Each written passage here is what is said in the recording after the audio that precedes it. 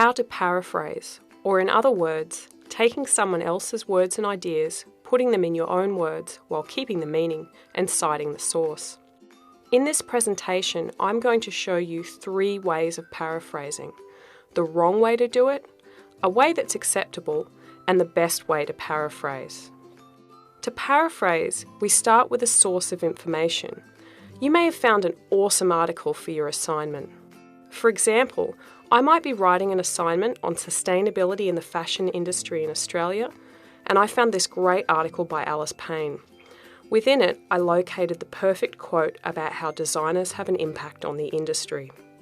My quote is, "There are opportunities for Australian designers to have a positive effect through selecting textiles and finishes with a lower environmental and social impact."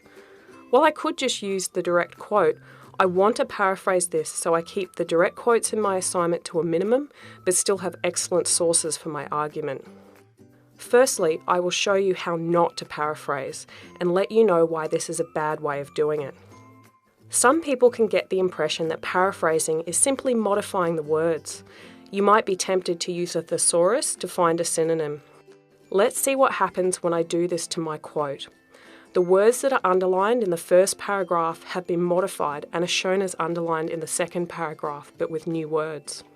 This isn't paraphrasing, as my new version is too similar to the old quote. You can compare the words and see that there's not much change.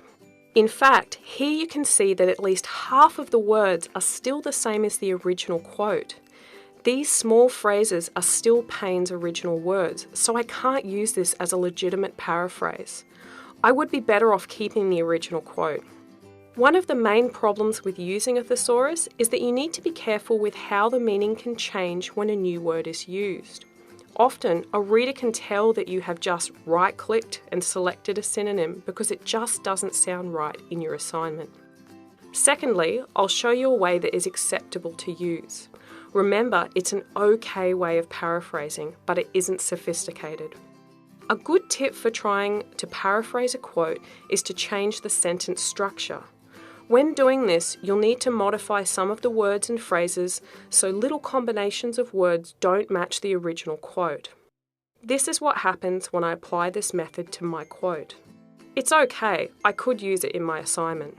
To compare between the 2 versions, you can see that I have changed selecting textiles and finishes to choosing finishes and materials. You can see that this bit of information is now at the start of my paraphrase, whereas it was previously near the end of the quote. I have modified lower environmental and social impact to less harmful for society and the environment. And again, this information has moved in my paraphrase from where it was positioned in the original quote. I've modified there are opportunities for Australian designers to have a positive effect to Australian designers have the opportunity to positively affect, and I've put this information near the end of my paraphrase. Lastly, I will show you a great way to paraphrase. It builds on the techniques for okay paraphrasing. The biggest tip is to use your own words.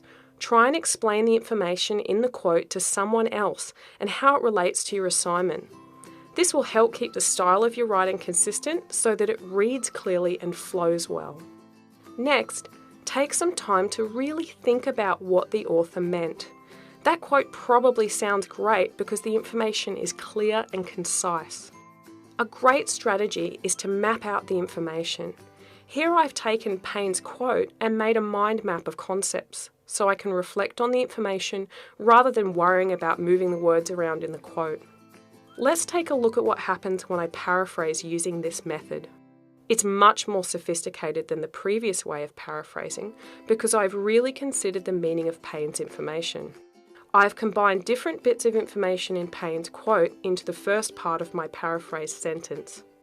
The last part of my paraphrased sentence elaborates on the simple phrase selecting textiles and finishes from Payne's original quote. What's great about my paraphrase is it opens up the topic for my writing, and it is clear for the reader that I'm going to discuss what these positive flow-on effects are.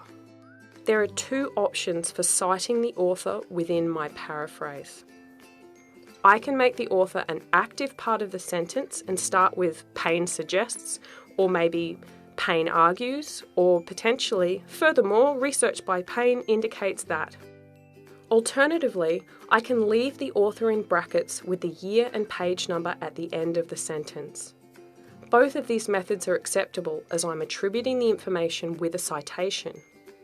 You may like to make use of both of these methods in your writing to vary the way your sentences begin. Remember, it's okay to use technical terms, job titles or roles, and common vocabulary without quotation marks in your paraphrase. However, unique phrases and special terms must be quoted. Great paraphrasing takes time, and you'll need to have a few goes to get it right. Make sure you leave enough time when drafting your assignment to incorporate sophisticated paraphrasing. Lastly, if you need help, just ask. Use SiteWrite to check how to cite and reference using different methods, or just come and see us at the library, either in person at the help desk or online.